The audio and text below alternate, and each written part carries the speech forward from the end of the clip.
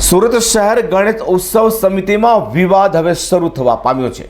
ત્યારે ગણેશોત્સવ સમિતિના પ્રમુખ અનિલ બિસ્કિટવાલા જો હુકમી કરતા હોવાના આક્ષેપ સાથે મહામંત્રી સહિતની કતારગામના હોદ્દેદારોએ આજે રાજીનામું આપી દેતા ચર્ચાએ જોર પકડ્યું છે। સુરત શહેર ગણેશ ઉત્સવ સમિતિના મહામંત્રી રજનીકાંત પટેલે રાજીનામું આપતા જણાવ્યું હતું કે છેલ્લા ઘણા વર્ષોથી સુરત શહેરમાં સેવા આપી હતી મેં, પરંતુ હાલમાં સુરત શહેર ગણેશોત્સવ સમિતિના પ્રમુખ અનિલ બિસ્કિટવાલાની જો હુકમી અને પક્ષપાતી વલણ રાખતા હોય સાથે રાજકીય દખલગીરીની તંત્ર ચલાવતા હોય અમને વારંવાર મનદુખ થતું આવ્યું છે, જેથી સુરત શહેર ગણેશ ઉત્સવ સમિતિના મહામંત્રી તરીકેના હોદ્દા પરથી મેં રાજીનામું આપ્યું છે।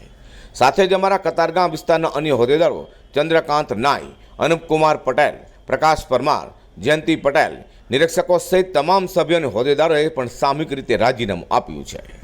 મારું નામ રજનીકાંત છબીદાસ પટેલ છે। અચ્છા, શેના માટે રાજીનામું આપી રહ્યા છો?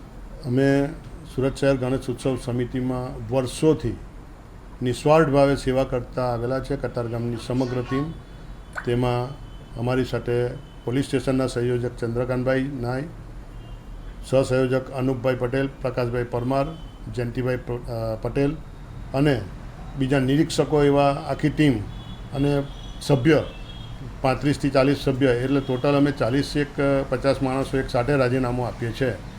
એનું મુખ્ય કારણ કે પ્રમુખ શ્રી અનિલભાઈ બિસ્કિટવાલા દ્વારા વારંવાર પક્ષપાતી વલણ અપનાવવામાં આવે છે, ધર્મની અંદર ભેદભાવ જેવી નીતિઓ અપનાવવામાં આવે છે અને ખાસ કરીને ગણેશ ઉત્સવ સમિતિ જે વર્ષોથી અમે કામ કરતા આવ્યા છે અને અમારી સાથે જે અન્યાય થયો છે, વારંવાર અમારું મન દુઃખ થયું છે। અમારી એક પણ ફરિયાદ સાંભળવામાં નથી આવતી।